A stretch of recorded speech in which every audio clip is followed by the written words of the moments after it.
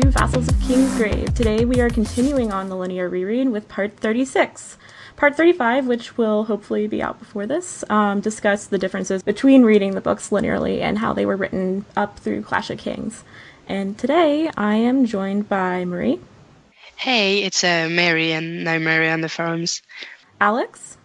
Hi, I'm Alix. Aiwendil on the forums. Paul, who is lurking. Hey, Schrodinger's Paul over here.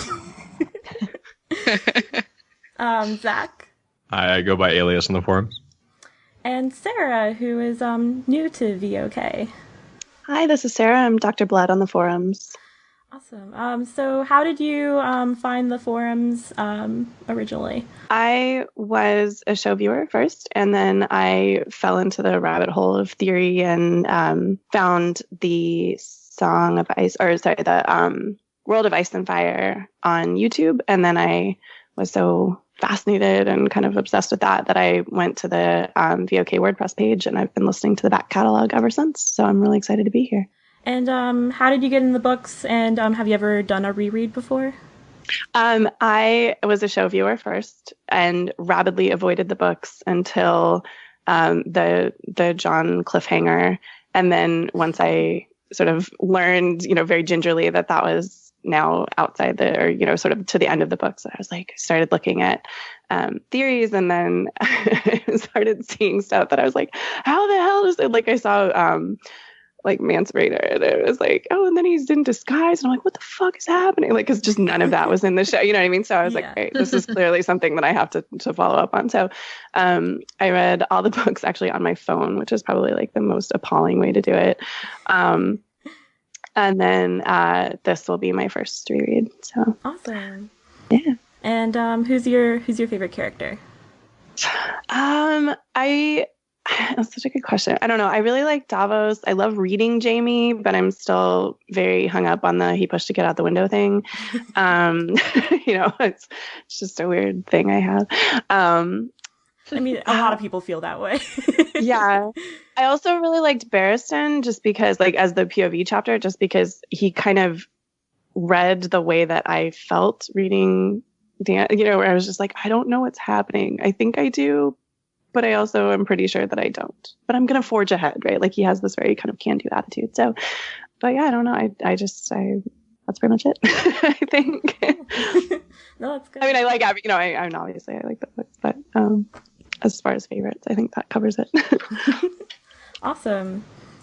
So, on the last episode, in part 34, we left off with Arya 1, who is currently wandering the woods in the Riverlands with Gendry and Hop-High.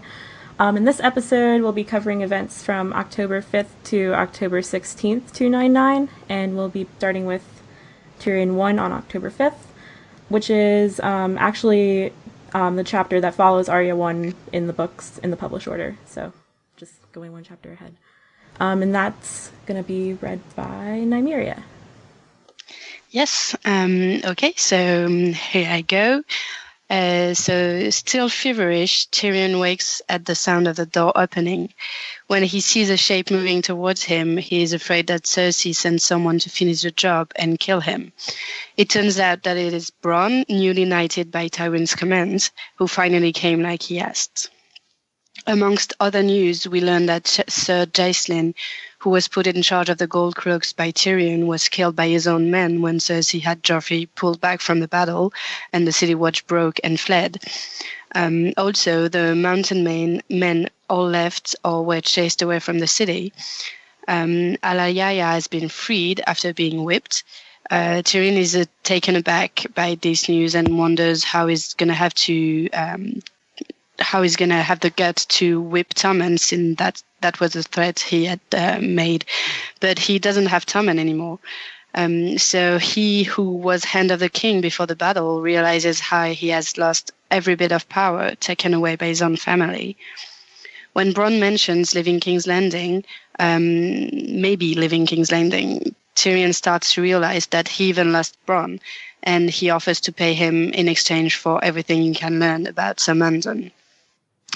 Deciding he's had enough of sleeping while Lothariels are being considered the heroes of the city, he shouts for Pod and painfully gets up. They help him dress, and all three of them leave to see Tywin. On the way, Tyrion realizes how weak he is, and Bran has to carry him up the steps. They encounter Adam Bran, the new commander of the City Watch. Tyrion walks up the last few steps on his own legs and finally arrives to his father, Solar. Tywin asks Bran and Pod to leave, and Tyrion sits. He bitterly complains of his small dark room, and Tywin coldly interrupts him and says that he has important letters to write, since, and I quote, "some battles are won with quills and ravens." They mention the battle and Tyrion's wound, and Tyrion asks his father why he is still in the city instead of fighting Stannis or Robb. Tywin answers that they do not have the ship to attack Dragonstone, and that a large part of Robb's forces is going towards Duskendale and will be cut off from Robb and taken out by Lannister and Tarly men. Tyrion's incredulity at this move from Robb is dismissed by Tywin, as he asks what Tyrion wants. Gratitude for a start, but Tywin is unmoved by this and acknowledges that Tyrion played a part in the victory, but that it deserves no special praise, as it was only his duty. He also acknowledges that the Martell alliance was a good idea, but now they have a Lannister hostage, and they are coming for the blood and vengeance that Tyrion promised.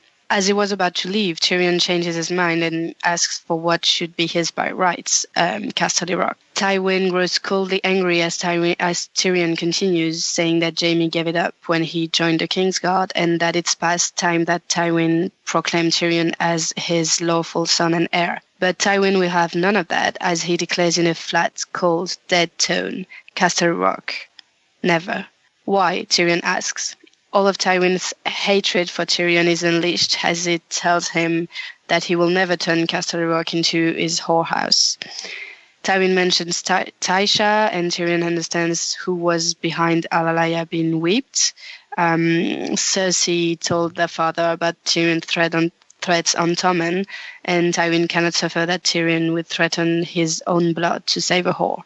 He tells Tyrion that he will have his reward, and that if he finds another whore in his bed, she'll hang.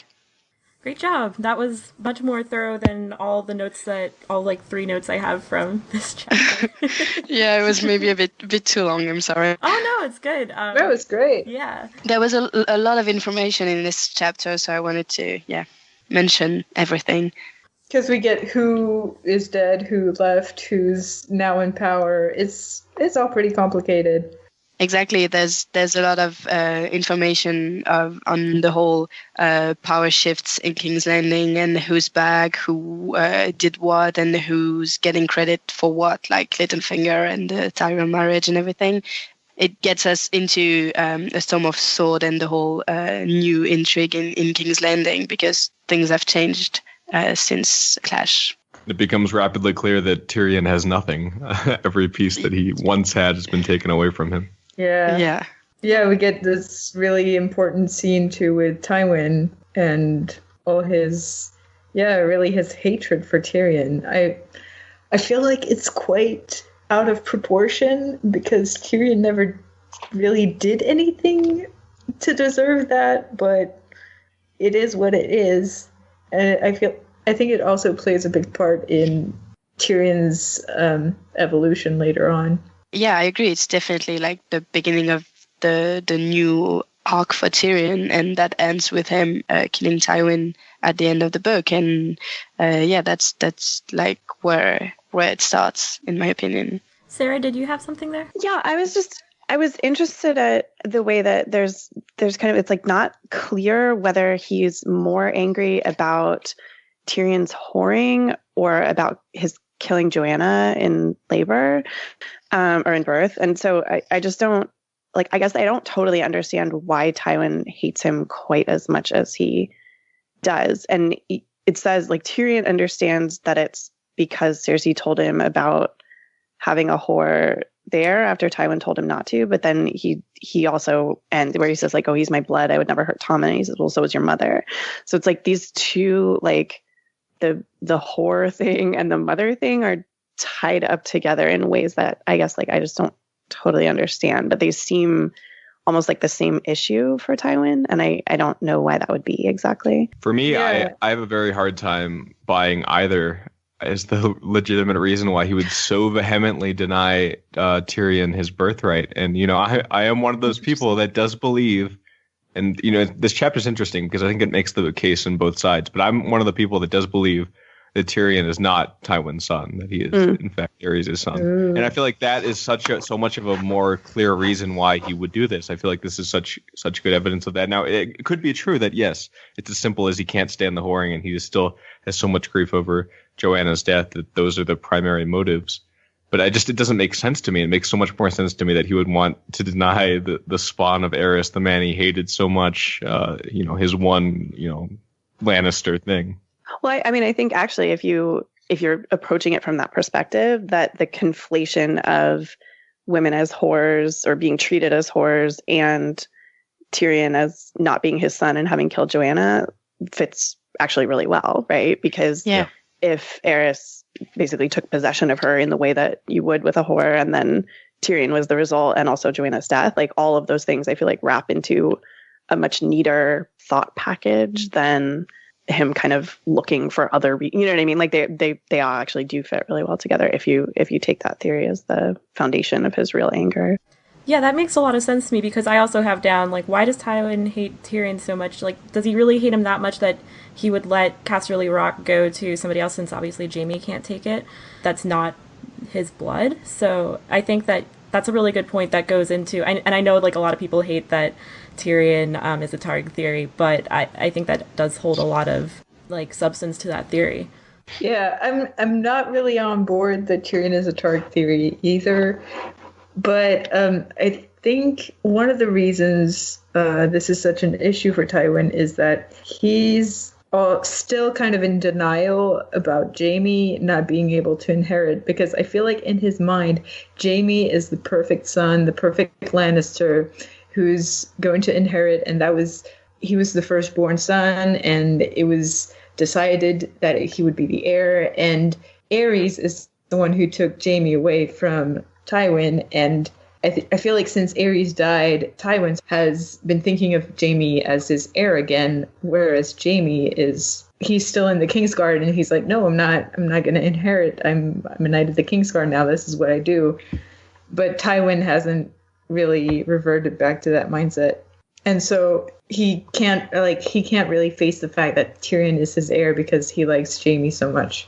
Yeah, I really, really agree with what you're saying. And I'm not into the whole Tyrion is a Targ theory either, but I think that in this chapter we have one of the few kind of literary evidence for it. Like when Tywin says, since I cannot prove that you are not mine, and people are saying that this is basically saying that Tyrion is not Tywin's sons, which it's not entirely what's he's saying, but anyway, it's one of the most important thing that people use for this theory, I imagine. Well, and I think from a character perspective, it doesn't really matter whether he is a Targ or not. I think it's more just that he could be, like, that there's something in their history that raises that possibility, or even that would be comforting to Tywin to think that it is a possibility, knowing that Aerys, took liberties with Joanna or however it's said. But I don't necessarily think that means he is, but that,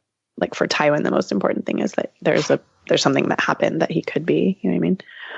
And I'm also for sure. I'm also one of those people that think that, like, even if Tyrion is a Targ, I don't think that we're necessarily going to find out. It might, like, be hinted at in the future, like if he ends up being like a dragon rider, which would be kind of cool. But I feel like we're never going to, like, there's never going to be a sentence in there that says, Tyrion, your father is a Targaryen, or I'm picturing a scene where he meets Aerys, and Aerys like, Tyrion, I'm your father. I was just thinking, what now? Yeah. You guys don't think he's gonna ride on a dragon and save the day? He could. I mean, but he's definitely not gonna meet Aerys telling him, "I'm your father." So. I think what if Aerys isn't dead, guys? What if Ares is Come on, Illyrio? Alex. Let's not go that way. You never see them together. That's true. Yeah. For me, honestly, that is less of the interest is Tyrion's future, though that is also interesting. All the stuff with Targaryen blood. I am interested more so though in the sort of toxic relationship he and Tywin have, and just kind of unpacking that. And I think that you make a good point, Alex, that it could just be as simple as Jaime is the perfect heir and he's been denied that. And he is obsessed with legacy. But I just do really love that psychological argument you bring up, Sarah, about just all these things that are influencing his just vehement hatred for Tyrion. And it's just, I can't buy it unless it's something deeper than just, his proclivities toward whores and the fact that he'd killed his mother in childbirth, probably something that happens, all the time. In this time period. Absolutely. Yeah. But at the same time, there was another piece of evidence that might work against this. I think you could make an argument that it could, that I noticed in this chapter that I hadn't noticed before, which is at the beginning of the chapter, Tyrion mentions how he can't stand weakness when he's, forcing himself out of bed to go talk to Tywin. And then later when he goes to speak to Tywin, he makes note that Tywin can't stand weakness. And, this is the other running thread that's often used against the theory, is that Tywin and Tyrion are very much the same. And, we get that point later by Jenna Lannister that Tyrion is more Tywin's son than Jaime is. But, I think that, that can pretty comfortably be, put in the fact that of their relationship, not any kind of bloodline, just the way that they've treated each other over time. And just the fact that, Tyrion has kind of, in a way, modeled himself after Tywin. It's all like nature versus nurture, right? Yes, yeah.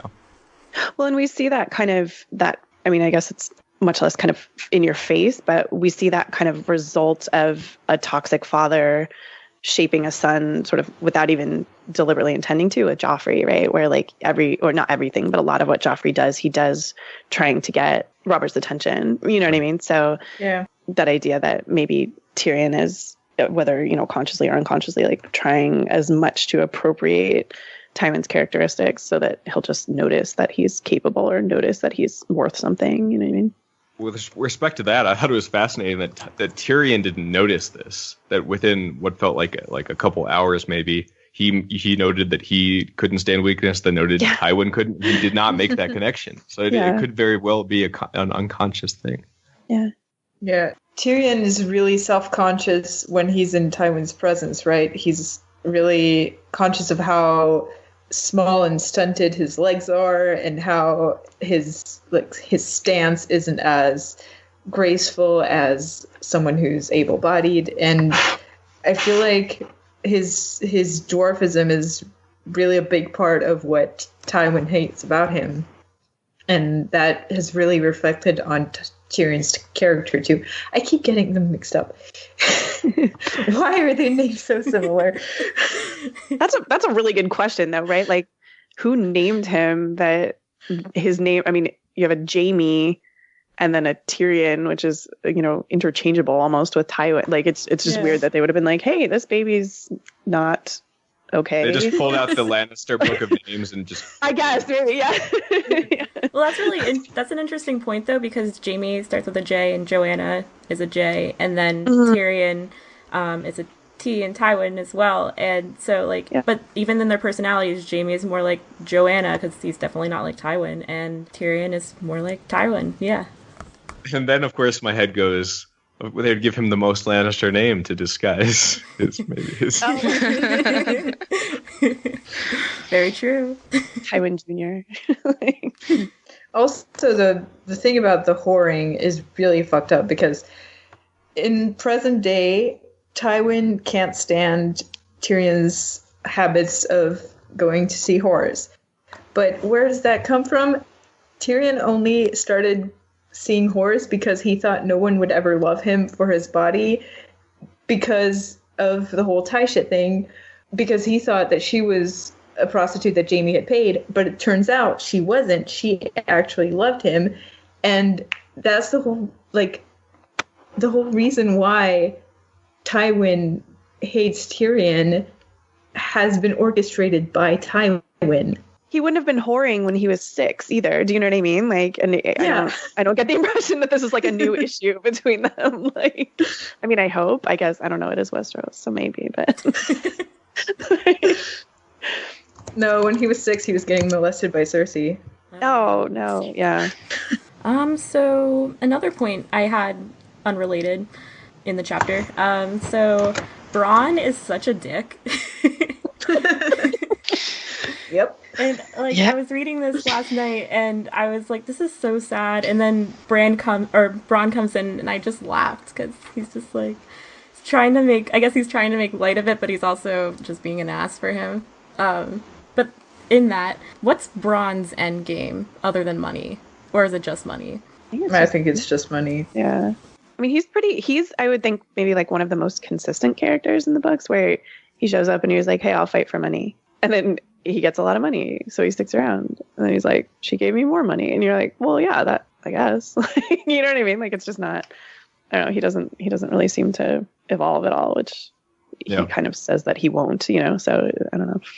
It is not just money, though. It's clear that, especially at this point, we realize he also wants to be a social climber, too. And, it kind of falls in his lap. But after this, he starts to realize all these benefits of knighthood, and then it advances that further, which, is not up in the same idea, but he has a little more shrewd way of managing it. Yeah. Yeah, but he's also not trying to kiss anyone's ass. Like, when his son is born, he names him Tyrion as a big fuck you to Cersei. So he's also not actively sucking up to the powers in place. He's just kind of taking what's coming his way, and once he's in a good position, he just kind of does what he wants. I have a note here that I'm just like, I feel like he's kind of a yes man. Like, if somebody comes up to him and is like, "Hey, you want to do this thing?" He's like, "Yeah, whatever." Yeah, how much? Yeah.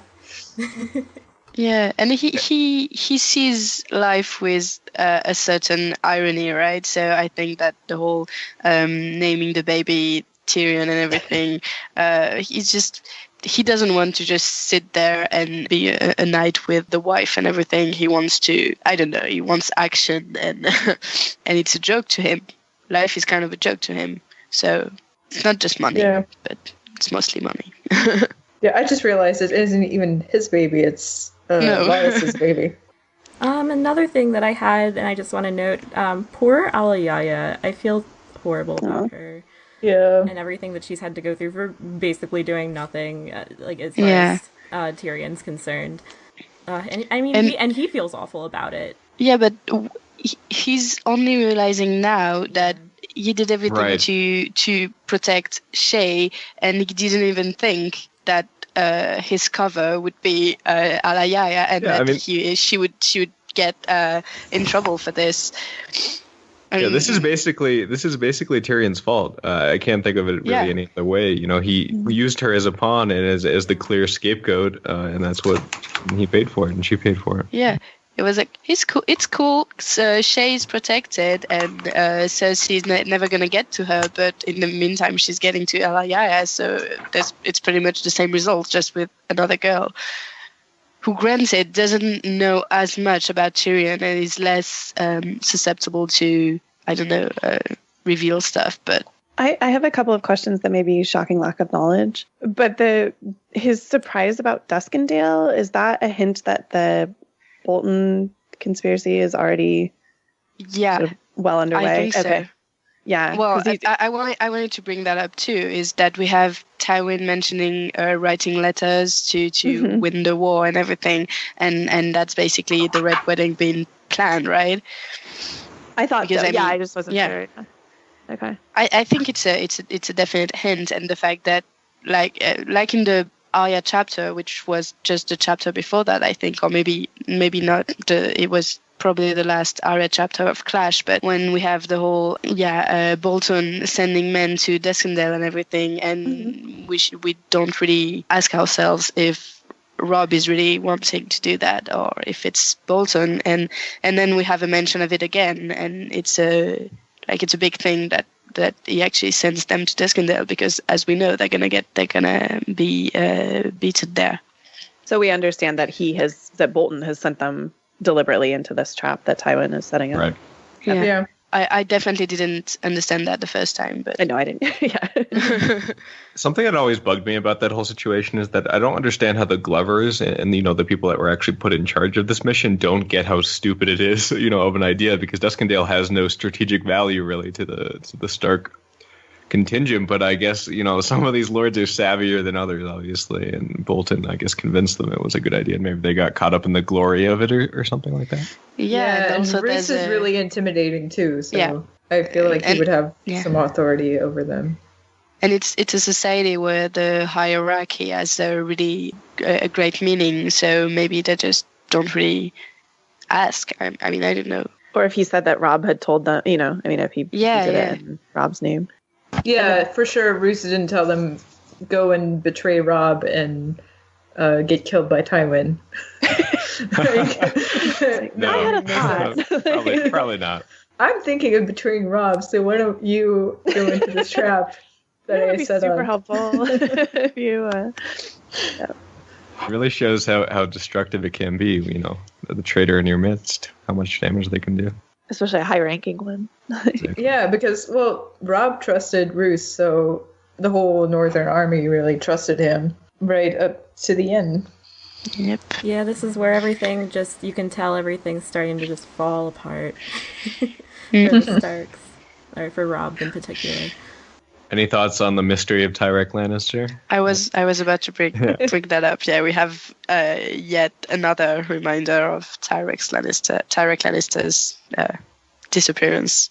He's Where going to be is buried as him, I'm pretty sure. Yeah, wasn't it someone in one of the rereads who had this theory that Varys was behind it? Was that like the theory podcast? Was that?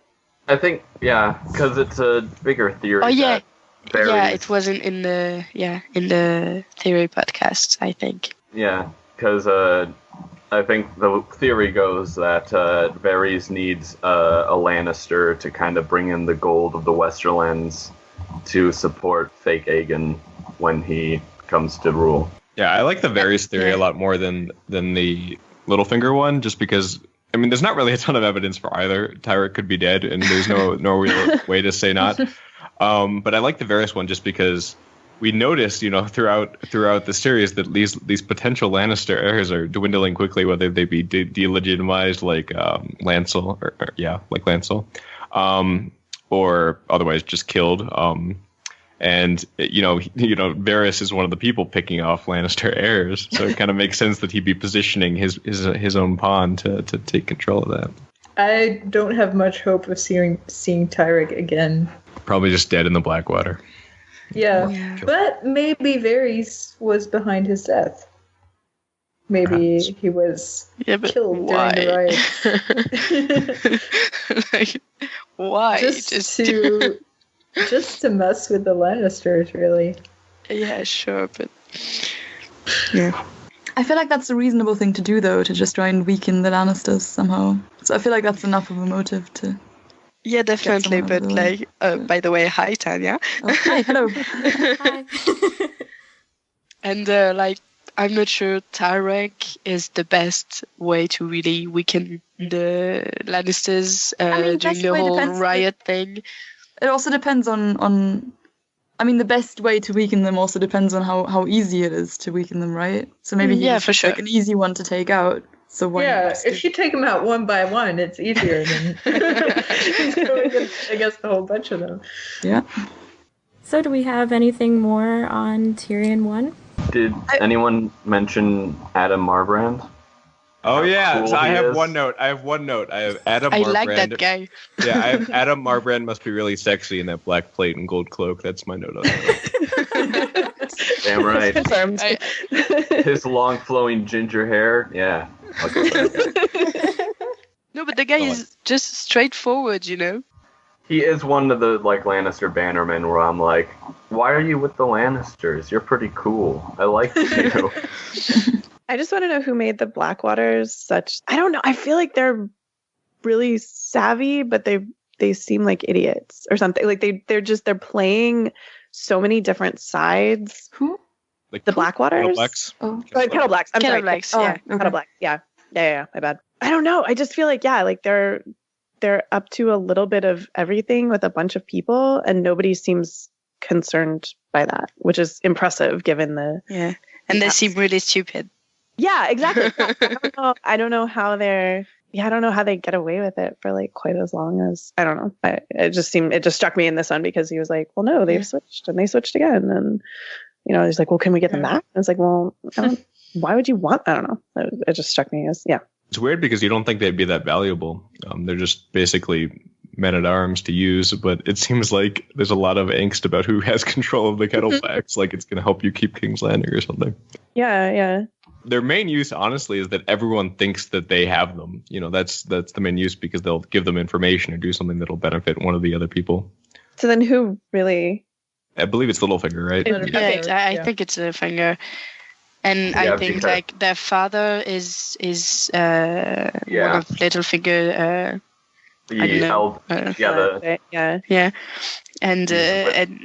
And he's more witty than his sons, I guess. So maybe they just do whatever their father tells them to. And I guess I'm just is maybe the best way to say it. That like everyone's getting backstabbed by everyone else, and they seem to be pretty obviously switching so many sides, and yet consistently like they're entrusted with a lot of different. Yeah, that's a bit weird, isn't it? Yeah.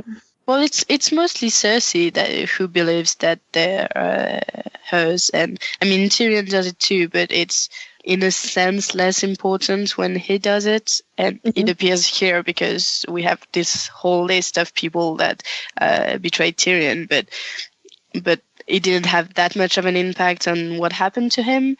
But like for Cersei's arc, it's really more important that she really believes that she can make them do whatever, and in reality she can't. All right, so anything more on Tyrion 1? I'm going to take that as a no. Yeah, no. 5 days later and 5 chapters after Tyrion 1, we head north to Bran 1 on October 10th to 99. And Alix, I believe that's you. Yes. So, Bran 1. Bran is working summer as the direwolf runs through the northern woods, reminisces about its ever more distant brothers and sisters, then fights a pack of regular wolves to steal their kill. But just as he starts digging into this delicious deer, Bran is called back to his broken human body by Hodor. Bran's party is camped in the vault of an old watchtower, which he calls Tumble Down Tower. Jojen reprimands Bran for staying inside summer for too long and for forgetting to work on his working skills by marking trees or bringing back uneaten prey.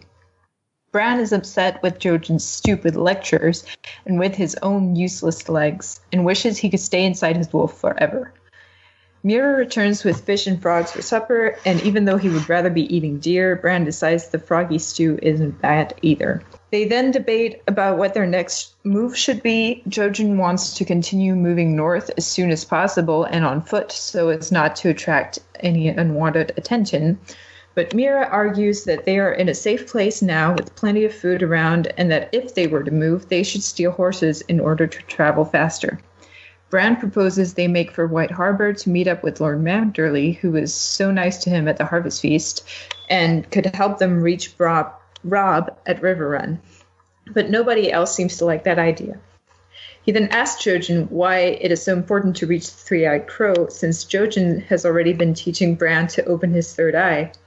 Jojen explains that he is not a green seer himself, only a boy who dreams, and Bran needs a master who understands his gifts in order to become the winged wolf and learn to fly. Jojen's answer convinces both Nymeria and Bran, who, as Prince of Winterfell, makes the final decision to leave Tumbledown Tower and head north to find the Three-Eyed Crow.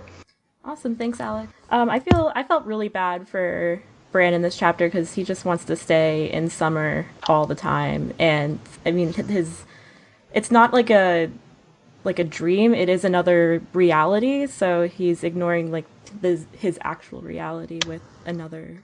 Yeah. I was actually surprised reading this time around how much the description of Bran's feelings struck a chord with me. Just the way that he seems so despondent and wants to live this other life and doesn't really like his own life at all, and doesn't even want to eat and things like that. It felt like a very, realistic portrayal of depression to me, what Bran's going through right now. Yeah, this also felt really sad to me as well. Like, I felt awful for him, and I think that's definitely, like, true. Yeah, it's really sad because he's Bran, but Bran's body can't walk, and he can walk into summer and run through the woods and do all these direwolf things, and he can't do that in his own body. The feeling of having to go back to that body and feed it and live in it for an 8-year-old or 9-year-old, I don't remember how old Bran is. It's probably pretty depressing.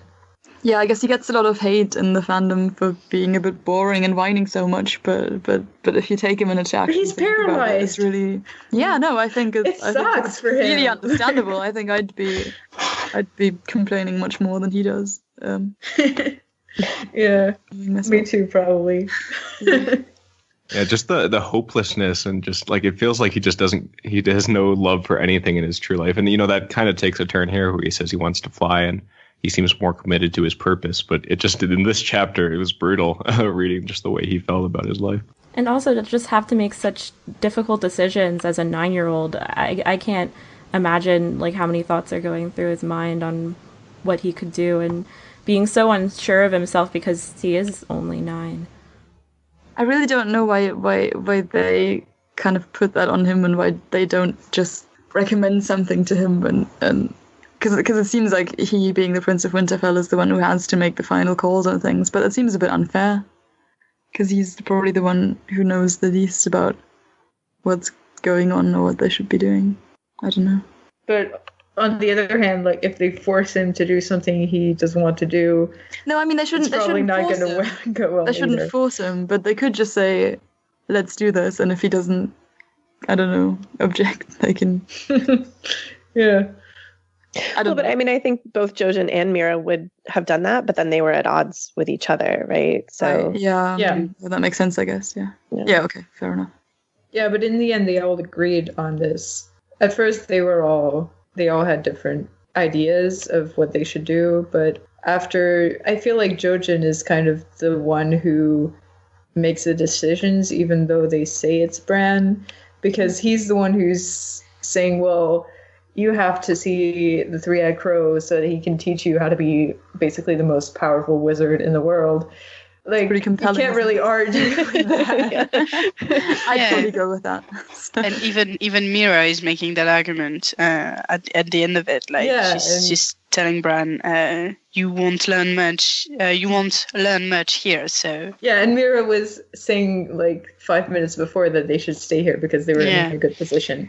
Mm-hmm. So it's like Jojen really has a great power of can really convince people, and I'm not sure I understand why, because I would never have chosen to go beyond the wall. Yeah, but become a great wizard, but it's going to be so cold. Go to the freezing tundra. Deal breaker. It's just completely. I don't even get how they survive until there. So it seemed like such a weird choice to make, considering, as she says, Bran is the whole heir to Robb and everything. And okay, maybe people are not expecting Robb to die in the next few months, but she acknowledges the fact that he is so important, at least to other people, and then they just do something completely unrelated to that, and no one is ever going to find them, and how important can Bran be if no one ever knows that he's still alive and somewhere? Yeah, sure, but do you rule think the world from his tree?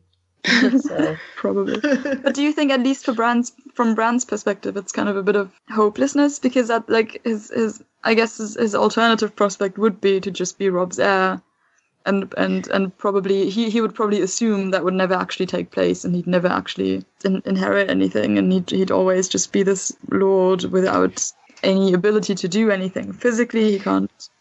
I don't know. So he probably doesn't have much of a promising life from his own perspective. But like, he was starting to get better with that, like with the whole horse trading and everything. Yeah, sure. And but I mean, they're in a really sticky situation there, because they're cut off from Robb by the Iron Men in the neck, and they're on the run from the Boltons, who attacked Winterfell and burned it down, and they don't really know what's going on politically at that moment, so they can't really show up at a lord's place and go, hey, bring me to my brother, because they don't know who's on their side or not. Definitely, but like if were I Bran, I would like the main thing I would think about is get back to my family somehow, and that means Catelyn and Rob, and no, he just goes and loses himself in the north, and where no one is ever gonna find him. I understand that it's his only way to physically live, and I guess it's a whole trade-off for him between being alone but flying, and being with people and family, and being a cripple. But yeah, I'm just saying that I'm not sure I understand his choice, but. Yeah, I'm not saying I necessarily agree with it, but I feel like that's kind of a powerful motivation if you just feel like the alternative you have just isn't that appealing to you in general. Because he does seem to be so desperate, and the thing that does seem to give him happiness is walking into summer, and if he feels like he can essentially get more of that in some sense, then it would make sense. I agree with Tanja here. I think that if Bran has any semblance of a narrative and character arc, it is that he wants to be something himself. He is a second son, and originally this takes the shape of just being a great knight. And that obviously is ripped away from him, and he is kind of desperate to try to find something new that he can be. And originally that's, being the Lord of Winterfell. But again, that is ripped away from him. And at this point, his only recourse really is to become this thing that has been building, is this winged wolf. And to be fair, this is all moderated with the fact that Bran is 9. He doesn't have a very clear sense of what he wants. And we see that here. He does say at the beginning that, I want to go back and meet with the Umbers and go with the ships at White Harbor. He's not super committed to a path. Well, I mean, I think it's interesting too that the beginning, like the summer part of it, starts out with the contrast between like literally a lone wolf and a pack. And whereas Arya's conclusion was the lone wolf dies, but the pack survives. In fact, as a lone wolf, Bran is more triumphant and more self-sufficient than the entire pack that he's fighting, right? So maybe he learns, or sort of unconsciously learns from that experience, that he is stronger alone, like he is better off if he goes on his own journey rather than sticking with a pack or trying to like rebuild the pack that he remembers as being like scattered. Yeah. No, that's an interesting point, because I do think that Arya and Bran are obviously going to be doing much different things in the future. But yeah, I mean, Arya's she's pretty alone right now, so she might need to build up a pack again. Whereas Bran still has a lot of people guiding him, so maybe he'll end up alone. He keeps eating the people guiding. Yeah, end up lonely pretty quickly. I mean, I think too, just to build on the idea of depression, and I totally agree with that yeah, his sort of gray reality as opposed to like his escape into summer. But I mean, his decision may ultimately just be a kind of suicide by hope, right? Where, his choice is to be safe and miserable, definitely, or, either die trying or achieve something, Yeah, that's kind of how I feel about it. And I find that, I mean, I can't say that that's what I would necessarily go for, but I find it very understandable. Mm-hmm. All right, I know that was not as long as Tyrion 1, but does anybody else have anything on Bran 1? I just really love the way that George writes the direwolf things, like man sounds, right? Like they somewhere inside him there were man sounds that they used to tell them apart, but we don't need stuff like that. You know what I mean? Like just the voice of the wolf, I think, is such a fascinating thing to read because it's so distinct. You know what I mean? Like and how Summer is thinking about his brothers and sisters and everything. Did we have that kind of thoughts, if I may say so, in previous chapters? I think when they're in the Godswood together, right, with Shaggy Dog, he's like aware that Shaggy Dog is not okay. I think. Yeah. I like how he refers to him like to Shaggy Dog. I mean, like the angry one or something like that. I can relate to that. I don't know if it's realistic at all, but I do love the way he kind of renders the hierarchy and dynamics of this sort of standoff between wolves and like who gets to fight him, and like the old wolf that's fearless, and I don't know, it's just it came across really well as this sort of animalistic sort of culture, I guess. That's probably not the right word. Yeah, I mean, like it's kind of like fantasy meets reality of animals in a way. It's a really interesting intertwine of like two things that are going on at the same time. Can I ask what you guys think about Jojen? I mean, to what extent is he manipulated by Bloodraven in all this? I don't know. I mean, like he always just sounds so serious. It doesn't even sound like he's a a real person half the time. That's kind of why I'm asking, because he's the one basically leading them through all this.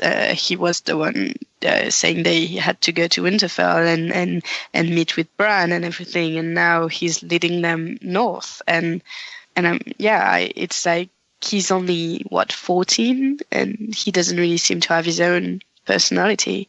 Well, I think Bloodraven did send like the green dreams that Jojen was having, but in this chapter he says he didn't have a dream, and he's just, I feel like from having these recurring dreams, he's kind of built his own understanding of who the Three-Eyed Crow is and why they have to go there and what Bran can achieve.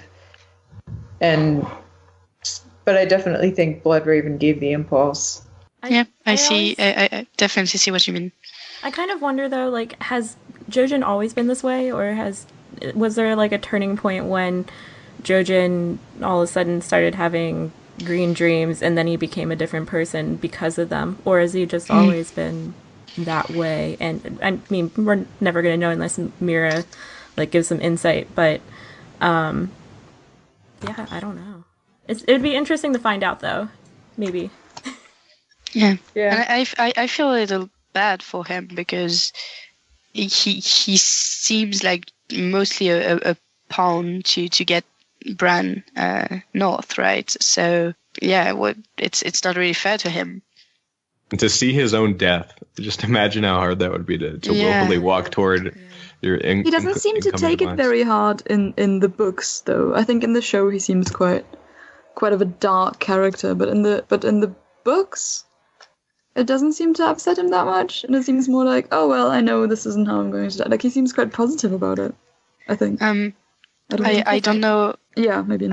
I just want to say that I don't know. I think Tanja, you're like me. You stopped watching the show after season 4 or something like that. Yes, no spoilers. No spoilers. Yeah, that's just what I wanted to remind. Yes, thank you. Yeah. It's not that big of a deal, but he started to get the dreams after an illness, right? Like, wasn't that like a childhood illness that brought them on? I don't know. I vaguely remember someone calling him little grandfather, but I don't know when, where, how, who.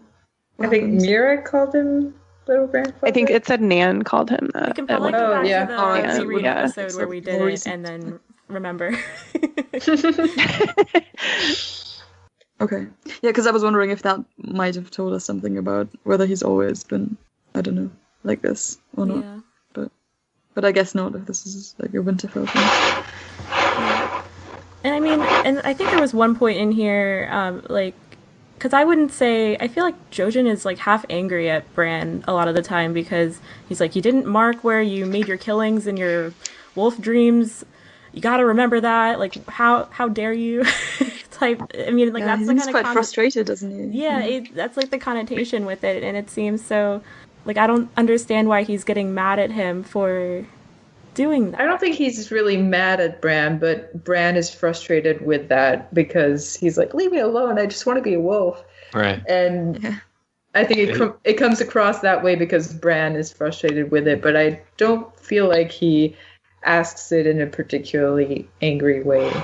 I read it more as like fear. Like he's afraid that Bran is slipping.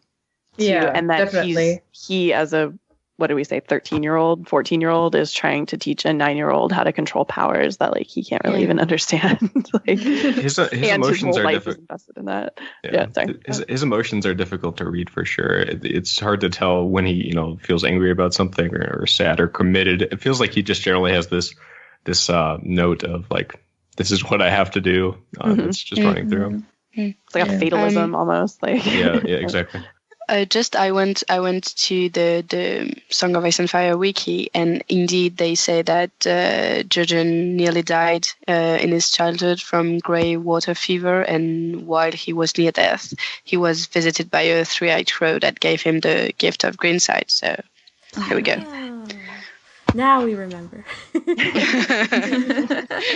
Just cut the wiki part out. Yeah. No one will know. Make me seem really, really knowledgeable. Yeah, It's just say like- this whole thing again, but just say, "Oh, I remembered." And He's just like Aaron Greyjoy. He was a party animal before, but now he's very religious. Yeah, when he was 5, he was. He was just Real going party nuts. All right, so do we have anything more on Bran 1? Nope. I would really like a wolf with wings. I'm just gonna throw that out there. If anyone has one, like Yeah. that would be pretty. If anyone has one, please contact the podcast. yeah, exactly. Put it on Craigslist. Just DM me. And I'll come pick it up. All right. 3 days later, on October 13th, 299, and 4 chapters backwards in A Storm of Swords, we go to Davos 1. And I also want to point out that in the published order, there's 17 chapters between the last Davos chapter that we leave on from the Battle of the Blackwater to this one. And if we take into account the linear time, there's over a month and 25 chapters between those 2 Davos chapters. So I think that really puts into perspective how long Davos is suffering through this. And Sarah, you have this chapter. Yeah. The chapter begins with Davos watching a distant sail as it draws closer to the spire of rock on which he has been stranded since the Battle of Blackwater. He is suffering from fever and chill, starvation, thirst, and exposure, sheltering in a small cave at the top of a rock, and he has barely survived on rainwater and the few small crabs he has managed to catch and eat. He resists the urge to drink salt water and debates trying to swim to another, larger spire of rock in order to raid the nests of the seabirds that roost there. Either choice, he realizes, will surely kill him, but he imagines that, quote, the gods beneath the waves have been waiting for me. As he considers whether to hail the still approaching ship, Davos recalls the events of the Battle of the Blackwater, the deaths of his 5 sons, and the green horror of the wildfire consuming the ships. We also learn of his miraculous escape, his decision to dive down and swim under the burning vessels in the Lannister chain and back out into the bay. Disoriented and out of air, Davos knew that he was drowning then, only to awaken once more in daylight, washed onto the spit of rock he now occupies.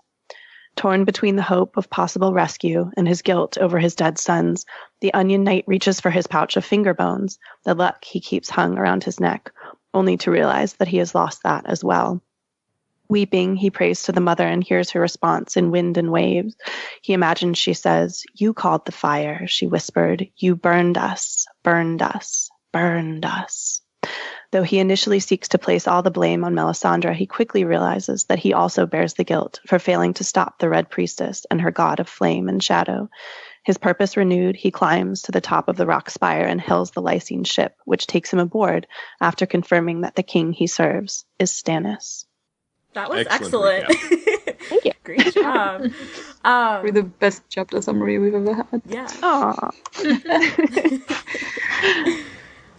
I wanted to note that I think that there's a recurring theme of depression in, like, just going from Bran 1 to here. Like, I noted a paragraph where he's deciding whether or not he wants to live or not, and whether he actually even wants to wave down this ship to come and save him, and it's heartbreaking. Oh yeah, his inner thought where he's like, just be quiet and die. I was just like, oh god.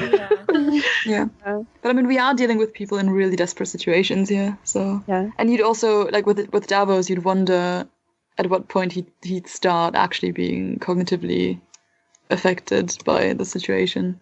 Yeah. And Yeah, because it's been a month, right? Yeah, I was And gonna say probably about according 2 to weeks ago, the according to the linear timeline, it's been like a month, and it seems like a huge time. Yeah. I mean, you'd go crazy if you spent that much time. I'm not even Crabs sure in how he the survived, because by his accounts, he's really not eating much and not drinking much. So Yeah. I guess he's getting just enough to survive. yeah. Exactly. Sounds like Yeah, with rainwater. Yeah, to be fair, I have no idea how how much just enough is, because I've never been starving. So I think you can go for around a month without food if you have water. Isn't it like Yeah. 3 days? You can only without go. water? I thought it was 3 weeks and like three days without water or something Yeah. like that. Probably depends it must depend a lot on the conditions as well, right? Yeah, exactly. Yeah. It's definitely 3 days. You can only survive 3 days without water, but you can survive. I'm not sure of the exact time, but you can definitely survive a much longer time than without water, without food. Yeah, but it'll Try depend a this lot at on the home. circumstances. Yeah, please try don't. this and let us know how it goes. Isn't there like a rule of threes, right? Where it's like 3 minutes without air, 3 days without water, and 3 weeks without food. Sounds good to me. That's what I thought. But I'm sure it's approximate. Obviously, it depends on I don't know, your body type, Yeah, the how much- environment, How much and fat stuff. you have yeah. stored up. Yeah. Oh, well, then I'd be good. okay, so even considering that he survived that long, he must be pretty weak, right? So so and then he arrives and he gets basically thrown in jail almost immediately. And I mean, and we get it all in the next chapter. But then my question is, how does he recover from that? Because after that, it seems like everything is fine again. And Yeah, that's a bit weird, isn't it? You'd think he'd need some actual recovery time. And jail a few weeks of sleeping and eating like you should. Eating well, yeah. Yeah. Well, how long is he in? How long is he in jail though? Because maybe that. Yeah, but jail is not a really nice place to recover. Yeah, that's absolutely true. Yeah, but they do feed him, right? Yeah. Sure, but it doesn't seem like the place where you'd get back to your full strength after an experience like that. Mm-hmm. No, but it's better than the jails of Dragonstone are very accommodating. They create amenities. It's roughly equivalent to where Tyrion is recovering, I guess. I just looked at the timeline, and he is in jail for like just a tad less than a month. Okay. So, because we don't see him until November 7th. Yeah, it does seem very optimistic, doesn't it? The pep talk the mother gave Davos when he was passed out was really convincing. So I mean, if he believed it, it can definitely be powerful. I mean, I had a question about that actually. There was sort of, I think in the last Blackwater episodes that you guys did, there was a conversation about religion particularly, and which religions in this world we have sort of more empirical proof as being legitimate, right? Or which ones are more, at least for us, more matters of faith. And I thought this was an interesting place to kind of rekindle that conversation potentially, because he hears the mother, but he also says it could have been in the wind and the waves. So, but then he does get this kind of infusion of a different perspective and remembering his family. And so I guess my question is like whether we can take this, or whether we should take this as the mother literally intervening and sending the ship, or whether this I'm going to say in his current mental state, he's most likely to be hallucinating. But there was a ship, go. like a ship where no ship should be, he said, right? So yeah. They do come back on that in the next chapter, saying the ship had been blown towards the Merling things. I don't remember what they're called. Oh, the Varys the did it Merling then, King. Yeah. It was Varys, yeah, exactly. No, but the Wonder they said there was like a strong wind that pushed them in his direction. So it could be the same wind that he heard the mother's voice in, if we're going with this whole... To me, that seems quite fun. The note that I made about this whole situation actually wasn't even related to religion, but more on the lines of, I think that there is something that really wants Davos to survive and make it through to some kind of ultimate moment. Because, like, I mean, he survived a month on a rock with like barely any water, no food from what I could tell, and he's being thrown in jail. He's like constantly wondering like if he should die or not. Like, what is keeping him alive at Is it George? Is it George? Yeah. Yeah, I think George really wants George is the one true god. You can add the Martin. you can add the Blackwater to that, and the fact that he survived wildfire and the chain and everything, and it's just crazy like that he wound up on this little island rock. Well, and in this one at least, I mean, the task is left very ambiguous, and I think in the next chapter we get a very clear articulation from him of what he thinks it is. But I was just curious if you guys saw a purpose for him, like a narrative purpose or a transcend what he. Well, I guess the Red God is the one we have a clear proof of the powers, right? And for Davos, it's a bit like for Caitlin, for example. We have a lot of faith and stuff happening, but it's really less clear. But they're definitely the counterpart to Melisandre and the whole Red God religion.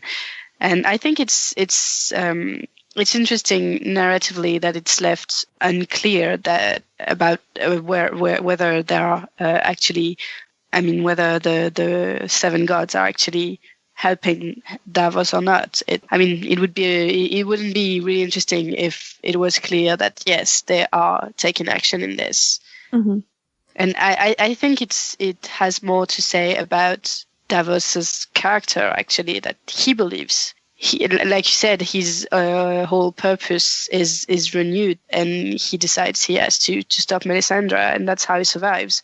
And like there's between psychology and depression and faith, there's a whole entanglement that leads him to that decision. I thought it was notable. You mentioned this in your recap, Sarah, that he thinks about gods beneath the waters, and it's interesting that I think it shows that he's the kind of man who seems to believe that there are different gods that all exist and are maybe all part of this whole scheme, which is a cool perspective. We don't normally get that in this series, at least, of that take on religion. That these are all just forces that exist, and maybe Cthulhu's pushing him around. I don't know. That's possible. It was a spire of shiny blackstone, oily blackstone. Exactly. I felt, I guess, in the perspective of his renewed purpose coming from the faith that he has, and his description of himself as a fool who loved his king too much and forgot his gods, I felt a little bit concerned for him. I think that the very end of this chapter was his reaffirming his absolute devotion to Stannis. So it's almost like he gets to this point where he's like, I'm going to live. The mother is looking out for me and my family and this and that and the other. And then it's not until he says like, I serve Stannis, by the gods, I serve Stannis, that he actually is saved. So I feel like that's really interesting. It just made me nervous for him, I guess is maybe the best way to say it, like in this immediate context, because he does seem to have had the veil pulled away and said like, oh my God, I've been so focused on Stannis, I forgot my faith. And then immediately thereafter, he almost returns back to like this kind of Stannis above everything else sort of thing. And I feel like that's a struggle that, or at least I hope that that's a struggle that continues to be important in his larger arc as it develops. Yeah, and I think that was noticeable in the next chapter that we're going to go over as well. But we'll do that later. No spoilers. Yeah, can't spoil the next chapter. I think also, like, keeping with the religion topic and going back to what I was saying before, I think that, like, there is an ultimate force going on here and I think that these religions are trying to explain this force in this universe, because this is a fantasy world. Like, I think that the Seven religion and the Red God religion, I think they're all like trying to explain just one thing that's actually happening. Oh, that's interesting. I think that's to me the most likely perspective, because there's definitely something going on, right? I mean, Melisandre, for example, definitely sees something. There's something there, and then like Beric Dondarrion, like we've seen actual displays of magic that is supposed to come through religion.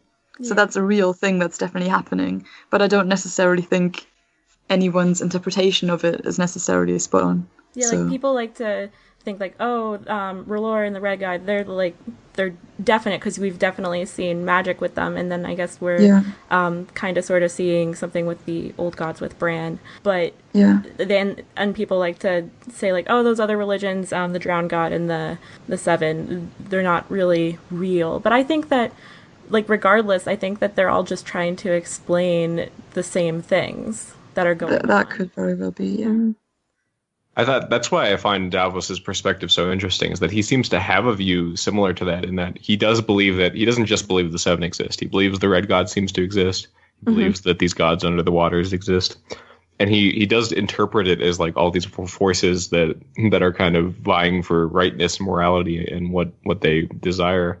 And ultimately for us, it's just magic. But it's cool that we have a character that's not just like, yeah, this is what's going on. It's this thing, and only this thing. Yeah, definitely. Is it Bravos that has just like Temple Row where everybody, like that's the other, just go to whichever one you want. Like. Yeah, that's the other really good example of this same thing in effect. Mm-hmm. Yeah, the house in black and white like encompasses all, essentially, I think. Mm-hmm. All these manifestations of death, but it's all death. That's yeah, just what yeah. I mean, it's the only simultaneously constant and completely unknowable force in their universe for sure, but just sort of in general. His description of the wildfire also really struck me because I went back and I looked at his chapter where it actually happened, and it's described almost as like the absence of sound. Like they describe it as kind of a low woof, like somebody blew in his ear. But then in his memory, it's that some vast beast had let out a roar and green flames were all around them. And I wondered if that was potentially a foreshadowing of when we finally see the dragons in action, like that it's the equivalent kind of nuclear option, where just everything is consumed in flame, but that it was characterized specifically as a beast. I thought was really interesting because I think usually the wildfire is like a demon rather than actually an animal. So I thought that was interesting. That's really interesting because like we just read that chapter, but that technically comes well after this chapter if we read the book the normal way. So that's really cool, and it's weird to read that backwards now. Yeah, I mean, I would certainly remember it, I think, as a roar and but it was interesting that we actually saw it happen, and it was very different and much less dragony. I brought a tiny bit of tinfoil. I don't know if we're interested in going down that path necessarily. No, we're never interested. We never do that. Not on this podcast. Tinfoil. There's always time for tinfoil. Not a thing we do. Put it on our head. The finger bones, just to raise the fact that much later, I guess, when Melisandre is talking about glamours, one of the things that she specifically lists as being excellent for glamour, but it's just so weird that they make such a point of the fact that they're gone. And then that would be like, I don't know if it's just a weird thing that she noticed about him. And so it came to her head. But then there's the whole thing about like his supposed death and his sort of errant wandering. But I think there's something to that. I think that was a reason that was specifically mentioned. Yeah, it just seemed like a really weird, but they're so definitively gone here. And then I guess the question would be like, how? Yeah, but it's very, very weird that they're gone here and Melisandre mentions them when Davos is pretending to be dead and she's glamoring Mance as Rattleshirt. Yeah. And the other way around. Yeah, I don't think that's a coincidence. So yeah. But anyway, so I just wanted to point out that this is the moment at which they are supposedly lost, and then they may or may not reappear as glamour. I expect they will. I hope so. Yeah. Interesting. Does anybody else have anything on Davos 1? His sons are dead. It's so sad. Well, the one was okay. It was 4 and not 5. Like, he's pretty sure it's 5, but I mean, that doesn't, He has 2 or 3 left. That's pretty good. But that's all right. 4 of his sons are dead on the battle. He's still got enough. It's fine, right? Actually, that brings me back to one note I did have. Allard, like, like he says, like all the things that, like the people that his sons are leaving behind, and Allard had like 3 different girlfriends or something. Yes. Like, Bravos and one at least, and I don't remember where. It was like Bravos, King's Landing, and Old Town or something like that, and I was like, okay. I just find it weird that he would tell his dad, like, hey, I got a third girlfriend. That's true. Seems like a weird thing to come up in casual conversation with your dad. And it's interesting because, like, isn't the Faith of the Seven, like, you get married to, like, one person, right? Yeah. But I mean, I don't know. But he's not married to them. That's true. That's true. It does overall seem like the kind of culture that would mainly be interested in women being faithful, not so much in men, because patriarchy. It's just so casual too. Like it says, and Allard with his girl in Old Town and his girl in King's Landing and his girl in Bravos. I was wondering how long that would go. They will be weeping soon. and his girl in White Harbor and his girl in Gulltown. Could have gone on for a while. And it's a really sad paragraph, but like I couldn't help laugh. I had the same reaction when he was pitching rocks at the seagull, where he's like trying not to starve to death, but he kept hitting them, and I'm like, wow, that's so good. That it was just enough to like piss it off and make it fly away. And I'm like, all right, nice try. All right, so anything more on Davos 1? No.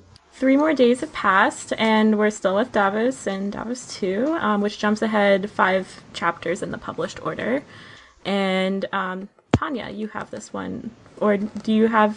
With your computer, do you have the summary? No, I don't know why I didn't put it on my Google Drive, but I can read the one from the doc, I guess. So Yeah, that's an abbreviated version of the Tower of the Hand, and it was like 3 paragraphs, and I got it down to 2. So it fantastic. might be Yeah, I'll missing a read couple that then, details, and I'll but- pretend it's my own. That's fine. No, I don't know why I didn't save it on Google Drive. This is entirely my fault. I'm an idiot. Anyway, I can read it. I can record it in 2 weeks or whenever I've messed up. You can edit it in. Anyway, Davos watches from on deck as Shayala's dance approaches Dragonstone. The sounds of the boat remind him of his youth as a smuggler and the Sea Watch, commanded by Sir Tristram, that was ruthlessly efficient at catching smugglers in Ares the second day. The captain of the ship, a Lycini named Corain Sathmantes, spoke of the battle and how Renly's ghost led the van of Lord Tywin's army. Few remained loyal, mostly Florins. Lord Alistair is now Hand of the King. Corain comes up to say they have arrived and that Salador will want to see him. Davos says he must see Stannis, but Corain explains that no one sees him anymore. Davos finds Salador on a Pentas hit raider called Bountiful Harvest. Salador is overjoyed to see him. He explains that Lord Alistair made him Lord of Blackwater Bay and gave him leave to collect duties from passing ships.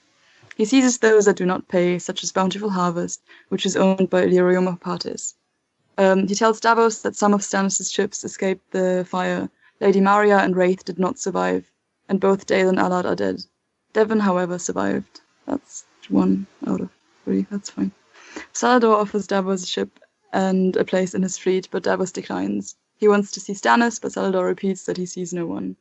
Queen Celise has given Lord Alistair the title of Hand and granted him use of the King's seal, and they run the realm. Stannis closets himself with Melisandre and watches the flames. Davos thinks that she sent the flames at King's Landing and sent Stannis and his sons to their deaths to show that she is indispensable. Davos declares his intention to kill her. Salador tries to dissuade him, telling him that Melisandre has been burning traitors in her fires, including Lord Gunster and Sir Hubbard's sons. Davos will not be turned aside and leaves. At the gate to Dragonstone, Davos is refused admittance. The guard finally goes to get instructions and returns to let him in. He is escorted to a garden by Florent guardsmen and instructed to wait. Patchface and Shireen come through. Patchface stops for a second when he sees Davos and utters a strange rhyme. Fool's blood, king's blood, blood on the maiden's thigh, but chains for the guests and chains for the bridegroom, aye. Edric Storm barrels into him soon after. He asks who Davos is and says that Stannis should not have cut off his fingers when he learns he is the Knight of Onions. Just then Sir Axel comes to take him to the dungeon for plotting to kill Melisandre. The chapter summary that I wrote and didn't lose when my laptop didn't die. Good job, Tanja. So, do we want to go over the prophecy that Patchface has given here, which is supposed to be foreshadowing for the Red Wedding? Red Wedding. I think that makes a lot of sense. I think it is. It seems like a random place for it, right? It doesn't seem relevant at the moment, but then Patchface doesn't. Yeah, does it Patchface is ever? never Pride himself in continuity. Yeah, so I guess that's fine. You know, I was just saying it never seems relevant at the moment when that's Patchface says something. So Yeah, no, that's a good point.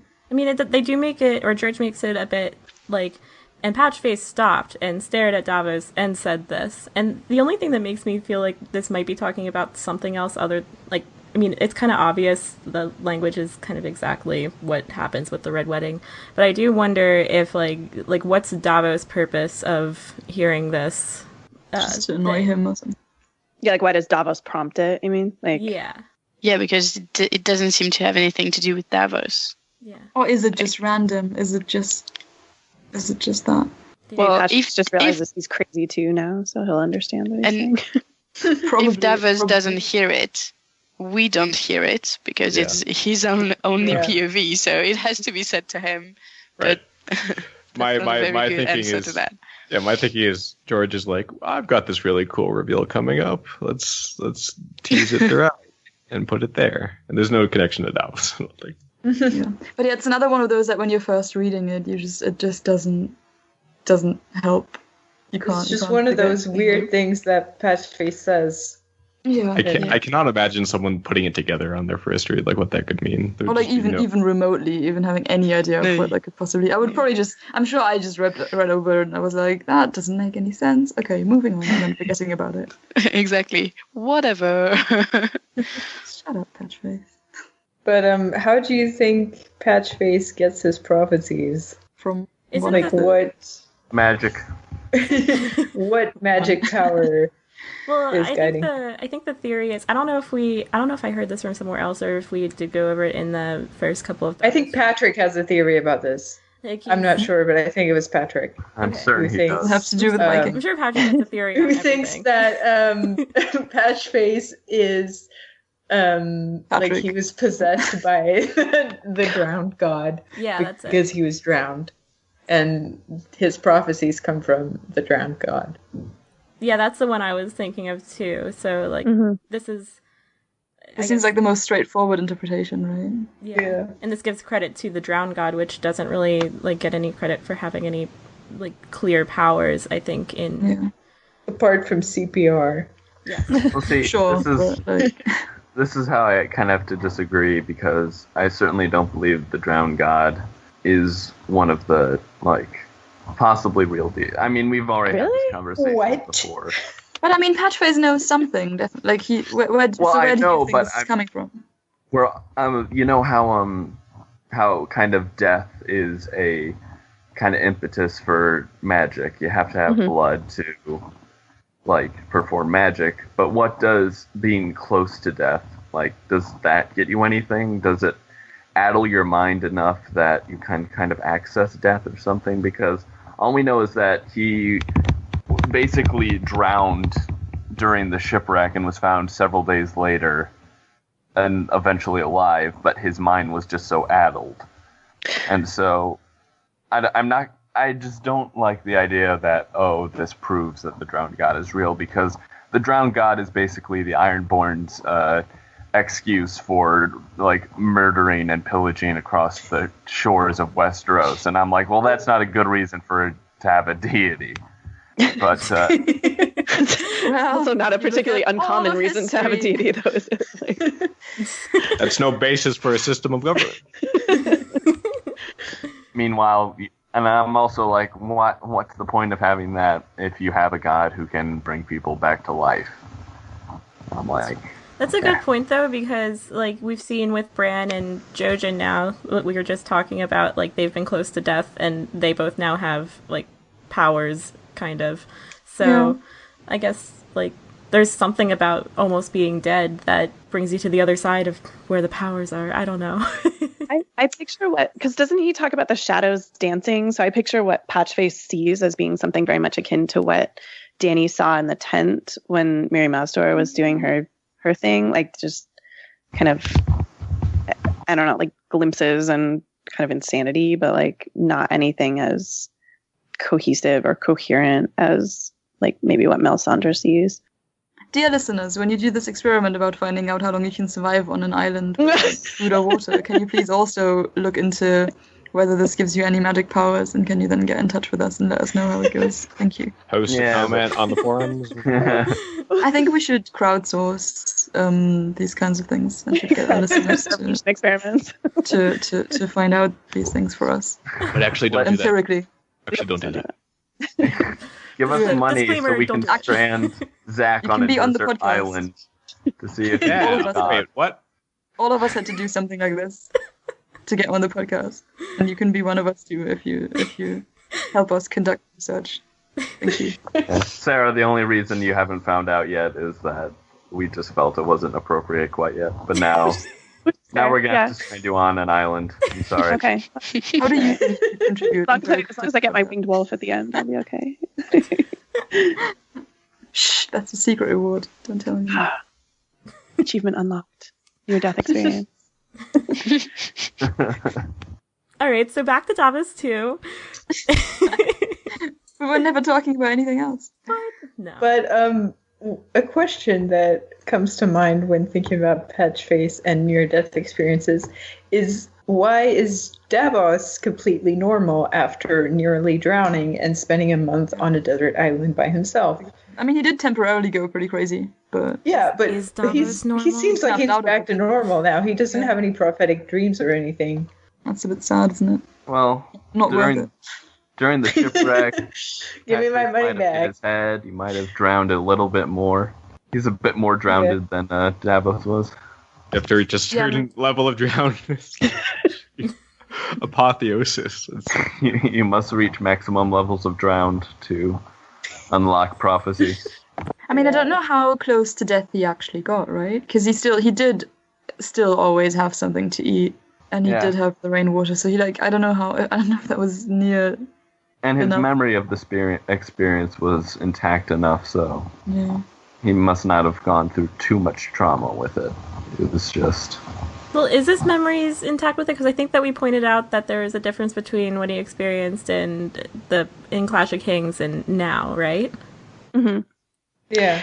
There is. I mean, the descriptions are pretty similar. Like in both chapters, he imagines the ships burning against the chain as the mouth of hell, and he's sort of being swept towards it. And then we hear in the island chapter that he chose to dove under it, and he remembers that, but then he also distinctly remembers himself as drowning, like that his lungs are filling with water, and then But then you should get the magic power. Yeah, because he passes out, and then he said like he wakes up on the strand, and he has no idea how he Petition got for there. Davos to get magic powers.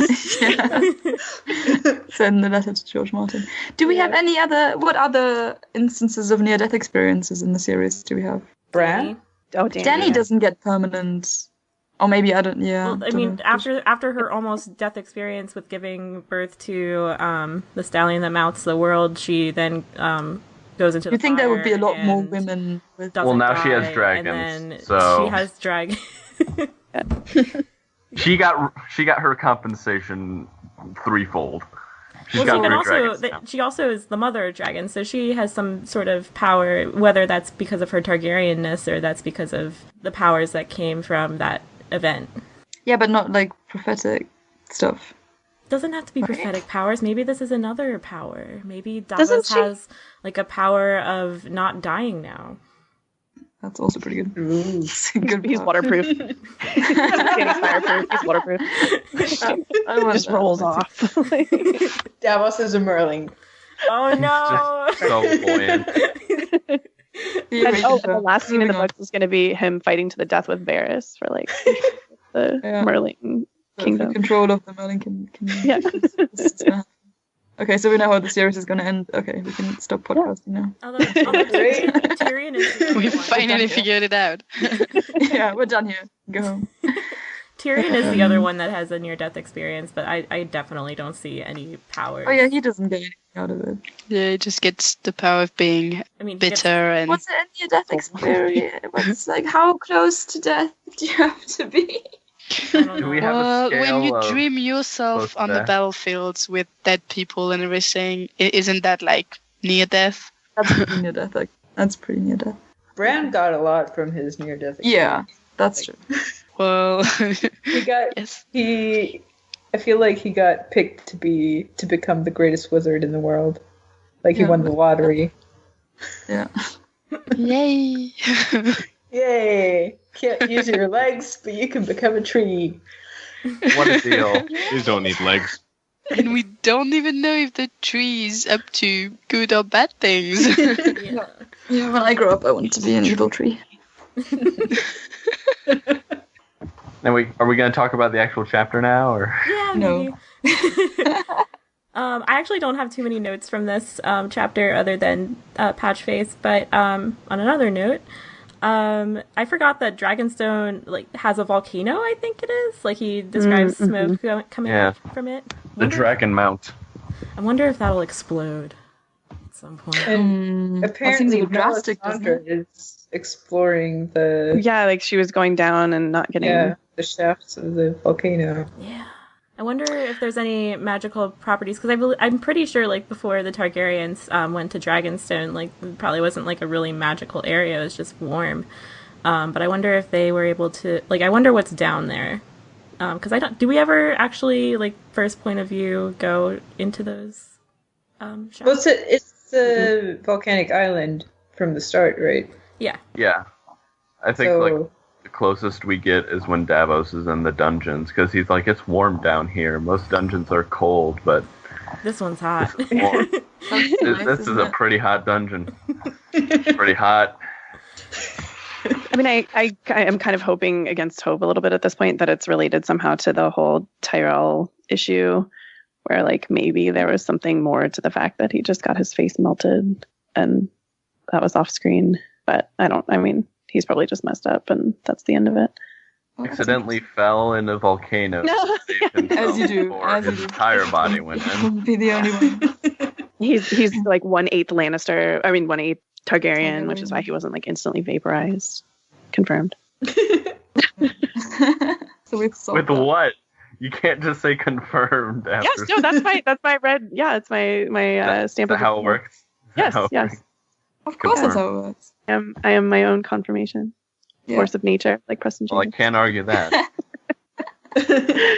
Something I would just say that I think is thematically consistent about these chapters is just that notion of the reversal of fortunes that we get with Tyrion, Bran losing everything that he's loved, and then Davos being imprisoned by the man that he trusted, or at least by the man being controlled by the woman. And yeah, I mean, that's fairly consistent at the beginning of Storm of Swords, but I like that this is a commonality that exists between these characters.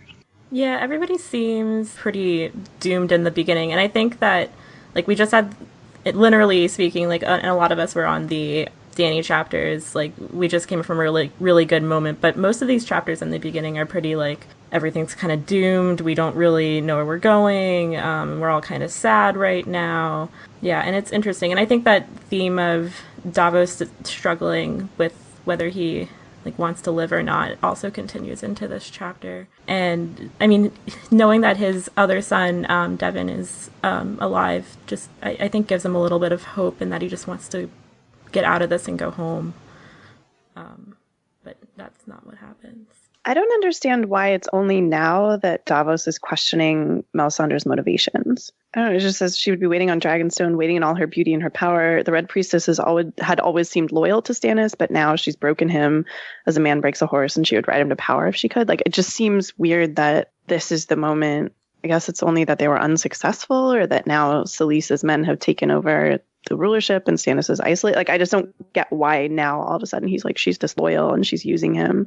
I think the circumstances are just more extreme, right? Because she does have much more influence over him now than she did before. With, you know, she was saying that she needs to take her with him to the battle, and that and the battle ends in defeat. So, you know, she has more leverage against him. That seems to be working. Yeah, I think Davos's experience also affects him a lot, because up until that point, he just trusted Stannis enough that he just let it slide with Melisandre. He's like, Stannis trusts her, so it's probably for the best. But when he survives the wildfire and the island, and he has this sort of vision of the mother, I think that experience, that near-death experience, like we were calling it kind of brings back like his initial beliefs in the Faith of the Seven, and it makes him question just the whole thing with Melisandre and not just the battle. I think he wanted to believe in Stannis before, that he would not fall prey to this, but now he kind of knows that he has, and he serves a different kind of master now, I suppose. And I think that Davos was always cautious with Melisandre, like from the very beginning. Like, I don't think he really liked her at all. But I feel like he's been through so much now with this month, and also in this month, Stannis is now, like, from what it seems, completely succumbed to Melisandre and everything. And I think that with those two things happening, he's just being reactive to it, and he's like, no, this is not how things are going down. I'm alive, and I need to do something about it. It's funny thinking of it in terms of time. Like, he just had a terrible October, man. It was the worst. Yeah. There's nothing a little introspective action on a rock in the middle of nowhere won't fix, right? Like, You really find your inner self when you do something like that. When you're alone completely for a month with nothing, that's what does it. Also, in this chapter, we get to meet Edric Storm, who Yes. is very charismatic. I like him. Them blue eyes. speaking of terrible fathers, like how tragic that he was all proud of himself that Robert came to see him almost every year, and he sent me over, and I was really like, sad, oh my isn't it? god, yeah. And it shows the complete difference between, like, how John is treated.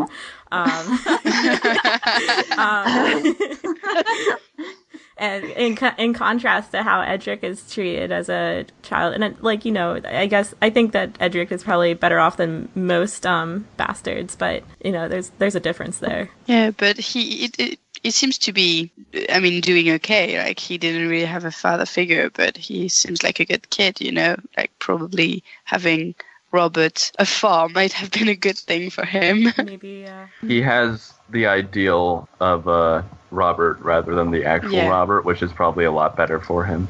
Yeah. Yeah. Yeah, I'm sure like an idealized version of Robert is not a bad person to look up to. So Yeah. Yeah, bit honorable, sad. courageous, gregarious. and he's like, it's not like he's not being cared for, right? So I think for a bastard, I think he's really lucky with the position he's in. Technically, he's better off than Gendry and Maya Stone. Yeah, absolutely. Granted, Maya's got a pretty decent gig herself, and Gendry is a apprentice, but still. And He's living Well, they're like still the doing Lord's relatively life. well, but yeah. And most Yeah. of them are dead. Yeah, Yeah, most of them are now dead, yes. yeah, doing much better than those. This kind of skips ahead to several chapters, but when Gendry and Arya are in that brothel in the Riverlands, and they meet that one girl, Bella, who's constantly hitting on Gendry, but she also has black hair and blue eyes. Oh no. And she was born Not during everyone the with black hair and blue eyes. Yeah, but she was born like during the Battle of the Bells, around the time when Robert was in Stony Sept. And I'm just like, your half sister's hitting on you, Gendry. We are talking Martin genetics, so Yeah, that's true. Yeah, but we do have a clear hint that she might be Robert's daughter, right? Like her mother was always telling the story of her father and everything. I don't know. It might be in another chapter, but it's. Let me see if I can find something. I don't remember. Shocking lack of knowledge. No, I don't remember. We weren't supposed to read that chapter. Sorry, we were talking about bastards, and I'm like, well, gotta get there. Oh, she claims to be a bastard of King Robert. And he still doesn't know that he's a bastard, right? Yeah, and Gendry still doesn't know. Yeah. Or Robert's bastard. That's very unfortunate. I guess it doesn't go anywhere, so it's fine. But gross. We're okay with the Targaryens doing it, and Are we though? yeah. Okay. I don't know if okay is the word I'd use. But They're okay with the Targaryens doing it. Yeah. sure. It's fine if they don't even know it. No, it really isn't. All right, so does anybody have anything more on Davos 2? I thought it was interesting that his first reaction to the family resemblance with Robert and Renly was that it made him anxious. Like, so it's whether he's remembering what they did to Renly or whether he's sort of mapping that onto what's probably going to happen to, or what the intentions probably are for Edric. Like, I just thought it was very perceptive, even if he doesn't quite put all the pieces together, and then he's just like, oh no. Yeah, because I guess that he technically stands in Stannis' way, right? I don't know if there's much to say about it, but something that just struck me as I was reading this chapter was when actually the part where Davos goes to talk to the guard, and he tells him about all these people he used to know that died in the battle. And just the way that came across, I felt more of like the cost of this war and like the sheer amount of people that had died. Just like all these people that he knew have been replaced by other people, and they just aren't around anymore. And it just completely changes the shape of how he understands this like group of people that he's been with for so long. Yeah, and even hearing the amount of ships that were lost in the battle as well when he's talking to I think it's Salador San. Yeah, there was a lot of things lost with this battle. People. Yeah, in Tyrion 1 we have Tywin tells the story of or maybe it's Bran, I don't know. It must be Tywin, because like Tyrion asks how did Stannis escape, and they answer him that Salada's son was still around, and people were killing each other to get on the boats and everything. So I guess we see now the aftermath of the Blackwater battle and how huge it was and how immense are the losses on both sides, actually, because even in Tyrion 1 we get a list of people who died and people who survived, and we might not even notice it that much because I always kind of like forget like how damaging a battle this was, because did any POVs die because of this? I don't think so, right? No. Plot armor. Whereas like the Red Wedding is less like people, like not in numbers, right? But that's just more of a huge blow to us because we lose Catelyn. Yeah, I think the Red Wedding is probably quite, like, it must be a lot smaller in numbers, but it involves a lot more characters who we'd know by name and who either were POVs or who we got to know very closely through POVs. Mm-hmm. So that would hit us as readers much harder, I guess. So. Well, and it's also completely, from our perspective, completely out of the blue, right? Whereas they're talking about the preparations and stuff for so long. You're like, it's going to be a battle. People die. Like, it's not such a smaller number. I mean, it's probably a smaller number, but you have a big part of Rob's. It's still a lot of people. It's still a lot of people, but comparatively, is getting. Yeah, probably. It's not. It's not like Stannis' host, which was huge, but. But then we don't. But know it's really two different situations, right? Like you said, it's really expected for us. So. And the Blackwater, I mean, no one we really care about dies in it. So we're like, it happened, but it actually, it happened. Well, apart from Davos' sons, I feel like that impacts him quite a lot. But even like we personally haven't even really met them, right? Like we don't have much of a personal relationship with them. I don't know. When I first read this, going into the battle, he's like really proud that his two sons are really high up in the hierarchy and they're going to fight with him, and they're each on some of the most important ships of the fleet, and they're kind of built up, and you kind of have this hope that they're going to rise up in life and they're going to rise up the social ladder like he couldn't really do, and there's hope for their future, but they just die like an hour later. It is really tragic. It is really tragic. But yeah, I agree that it's nowhere near the emotional blow that the Red Wedding was for the reader. Is it just an Easter egg that he's got one of Illyria's ships, or are we supposed to wonder why Illyria was in Blackwater Bay about a month after? I mean, like, is that supposed to raise a flag, or is it just like, haha, we got Illyria's ship? He is a merchant, and Pentos is just right across the narrow sea from King's Landing. Mm-hmm. And I mean, this isn't really like conspiracy thing, but he's got to get information to Varys somehow, and using his trade ships as kind of a cover for getting him this information. That's probably one of them. What do you mean? He uses his secret tunnel from Pentos to King's Landing. Oh yes, I forgot. He uses the secret tunnel. Just take over. Swims. So back to the numbers of deaths between the Battle of the Blackwater and the Red Wedding. I'm on a website right now that kind of... Don't cut this out and just say you remembered. We know things. Yeah, I know the exact number. So at minimum, 7,284 or 83. Crazy specific. Wow, Casey, how did you know that? What's off the top of your head? Yeah, I'm just really good. Yeah, you're that good. That good. But at maximum, approximately 94,000 could have died. I know, that's a huge gap. So like, what? That's a pretty big difference. Slightly more people. But. Well, I mean, this one says, it said this one's a big one. So funny to me. Like, it could be 7,000. It could be 100,000. Well, I think they mean at minimum, like this is how many people, like given all the numbers that were given in the book, are confirmed dead. But given the amount of not risk, variability between like, you know, you're not going to know how many people actually died in this time period because like it's not like people are counting bodies as they put them into the wherever they put them, and people from King's Landing that died as well. So The 7,000 is just named characters. Like those are just the ones whose names we have. Not just, I could actually buy that there are 7,000. it's not just names though, but I think that Davos said like there's this many people in a ship, and then they probably calculated like how many people probably died on that end, and then they go by what Tywin and Tyrion are talking about and how many people died there. I'm assuming that's where they're getting it from. Maybe this sci-fi.stackexchange.com is not legit. Very trustworthy source. But for the Red Wedding, they total deaths is approximately 3,500.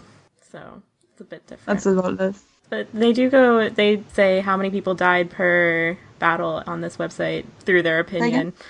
But I'm not sure if this website is necessary. Like, I don't know how accurate this is. I don't know if they're, like, taking things from the show or not. So, like, take it with a grain of salt. But I'll post it in the WordPress, and I'll give it to you guys as well. It breaks down all the battles of the War of the Five Kings. So, Oh, that's really cool. yeah. I did just want to point out how absolutely terrifying I think it would be to be coughing up blood in this world.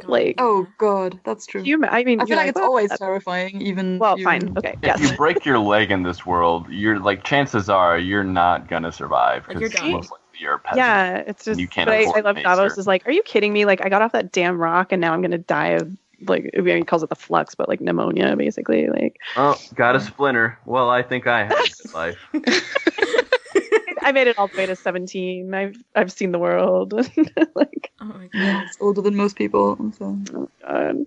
And I think that Davos kind of like he's going off of all of his, or like he's saying off all his things that are going wrong with him in this chapter, and like he's kind of like he doesn't really care too much. He's like, oh no, this is happening.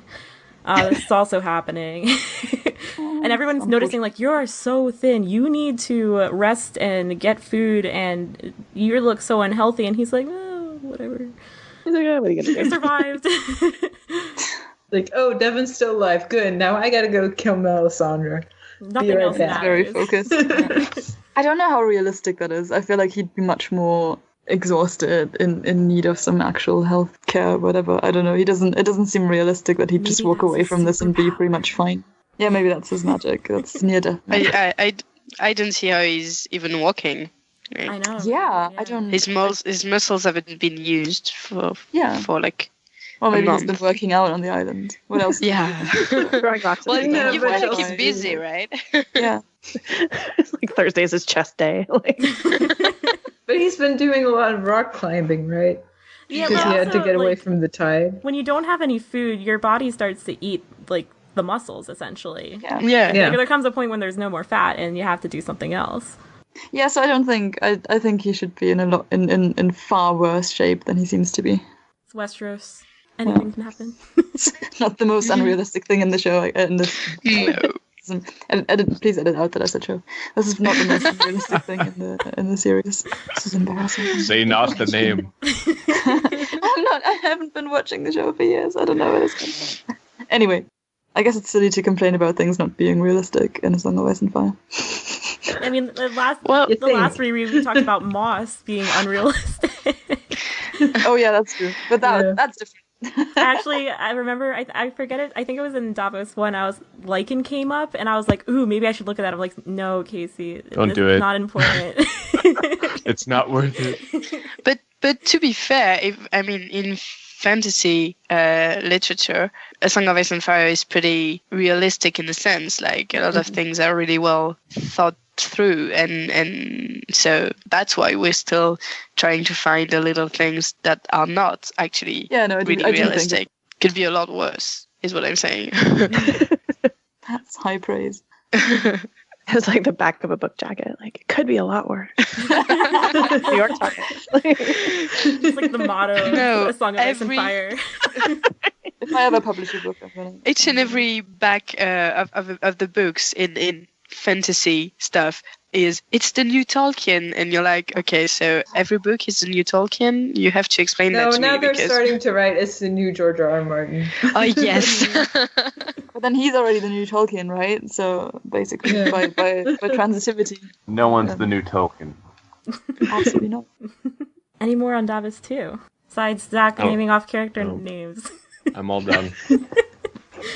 So next episode, we will be going into Jon 1, Arya 2, Arya 3, and Sansa 1. And that will be on episode 37, who I think Adam will be hosting. So yeah, thanks for listening. You can follow us on the forums, the Podcast of Ice and Fire forums, and you can go on there and comment on this episode if you feel you want to. If you have any things that we said wrong, you can totally note them there instead of the YouTube comments. Might be the nicer way to go. If you want to propose to anyone, the YouTube comments are the way to go. Yes. Or if you would like to tell us about your new subscription. I said that. Yeah, you said nothing. But you can also follow us on Facebook, Twitter, obviously YouTube. What else is there? Tinder, Grindr, the usual. Instagram. Do we have Instagram? Yeah, we do have Instagram. Yeah. Fantastic. I don't even know what that is. And yeah, it was great podcasting with everybody. Thanks, guys. Bye. Thank you, Casey. Yay. Thank you, Casey. This was lovely.